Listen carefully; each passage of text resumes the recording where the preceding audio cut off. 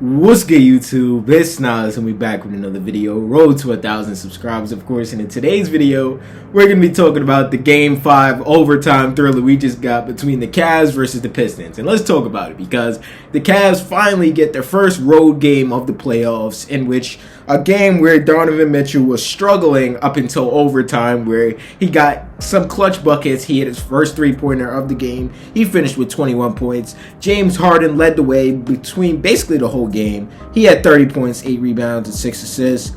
11 of 14 from the free throw line, so playing James Harden type of basketball. Evan Mobley, 19 points, 8 rebounds, and 8 assists, a consistent game. Jared Allen, 16 and 10. Max Strus, 20 points off the bench to help leapfrog the Cavs. He had a clutch steal against Cade Cunningham in overtime, which led to a Donovan Mitchell layup. And just an overall great win for the Cavs to finally get this road game that they've needed and to steal it nonetheless, because I felt like throughout the three quarters, the Pistons had full momentum. Cade Cunningham was completely putting on a show. But you know what happens usually when Cade Cunningham puts on a show? He doesn't have help around him. And Cade Cunningham tonight finished with 39 points, 7 rebounds, and 9 assists. Jalen Duren, 9 points, 5 rebounds, and 4 assists. Tobias Harris, 13, 6, and 3, just not enough. And too many players next to Cade Cunningham really had their stinkers, and that just cannot happen. And Paul Reed had to close out the game for Jalen Duren.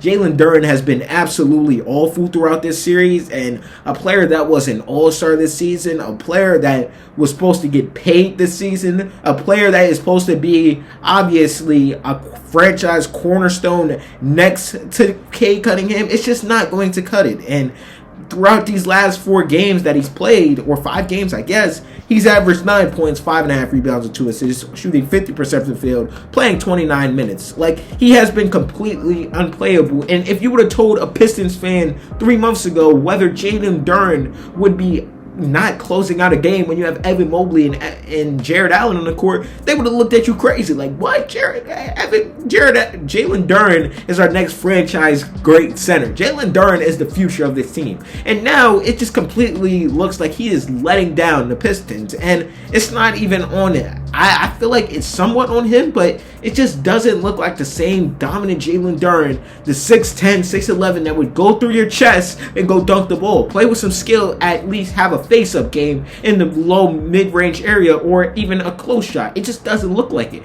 It looks like all his buckets are spoon-fed by Cade Cunningham throwing him a lob, Cade Cunningham throwing a bounce back, or him getting a lucky offensive rebound and just punching off of an offensive rebound. And that can't happen if you're obviously Jalen Duren. That can't happen if you want to win this series. And now you're going back to Cleveland. You're going to have to need another legacy game from Cade Cunningham, which I have full confidence in Cade Cunningham to do, because he showed it against the Orlando Magic that he is capable of that type of performance. But it's just having to rely on your superstar like this. And obviously you still are trying to fight for your lives. You have to fight for a Game 7 now, which Cleveland is fully comfortable at home, which this season or in these playoffs they haven't lost a game against you or the Raptors. It's just going to be a hard, tough watch, and it's going to be a hard, tough ask, and you're just going to need somebody to step up with Cade Cunningham. And I have no doubts Cade Cunningham will step up, and if Cade decides to choke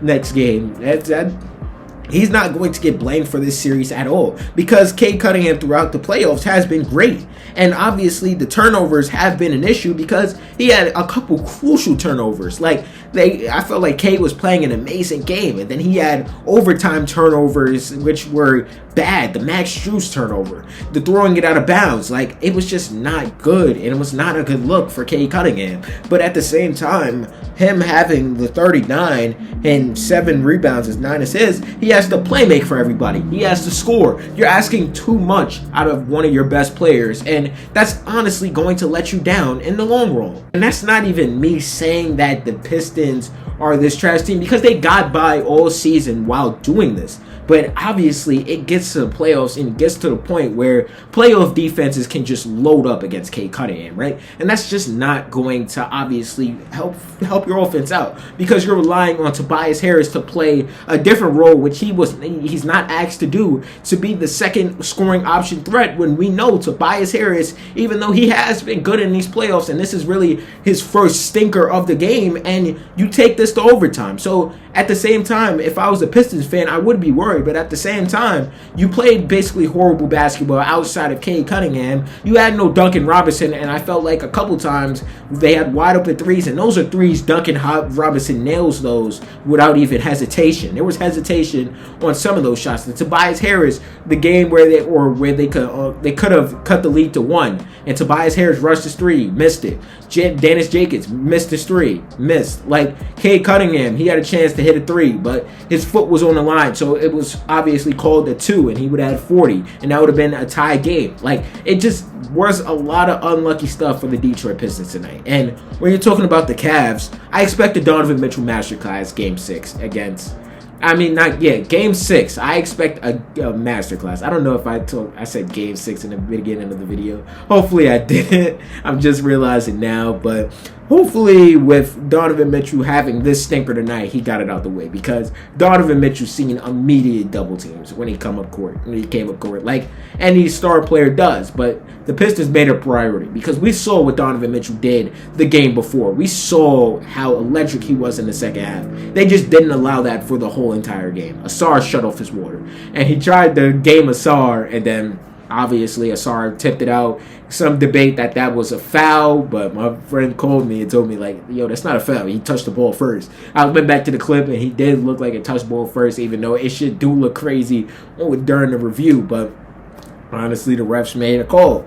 And honestly, Max Strus has been great these playoffs, or even great this series. Like, I feel like throughout these videos that I'm making, I always have to include Max Strus in the rundown for what happened tonight. And he's been closing out games a lot. And you don't really need Dean Wade to start, because you have Max Strus coming off your bench, in which he's been great off that role. And obviously, Max Strus was a starter on this team, but you have Dean Wade out there for defense. And then sometimes when Dean Wade is alleviated, and you go back to Max Strus, and you have Max Strus on Cade Cunningham, because you know Cade is going to get his buckets. You just have to make it hard on him, and that's what the Cavs are ultimately doing, because in the last 3 minutes of the game, and even in overtime, Cade was not able to take a shot. Like, I was telling my brother right next to me, I was like, yo, they gotta find a way to get Cade a shot. In the next play, Cade hits that 2-pointer that would have been a 3 if his foot was a little bit behind the line. So honestly, when you look at what this comes down to, it looks like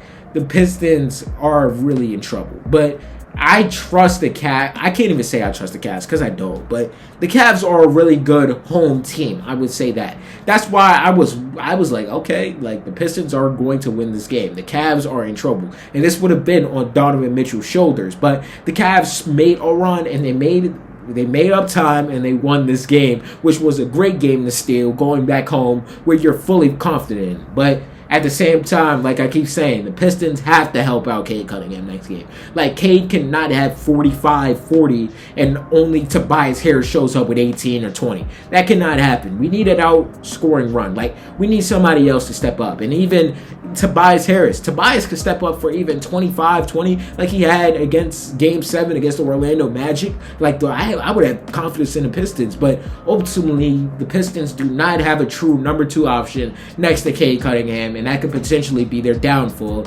The last time I tried to call the Pistons getting eliminated early against the Orlando Magic when they go down 3-1, so I'm not going to do that now. But y'all let me know, who do y'all got in Game 6, the Cavs versus the Pistons?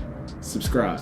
What's good, y'all? If y'all made it to the end of the video, I hope you guys enjoyed this video. And there's a video right here. I'm pretty sure you're gonna like it if you like this one. And the channel icon's right there if you want to just check out the channel in general. And yeah, leave a like too, because it really helps the algorithm push me out. And yeah, I appreciate y'all for watching this video nonetheless.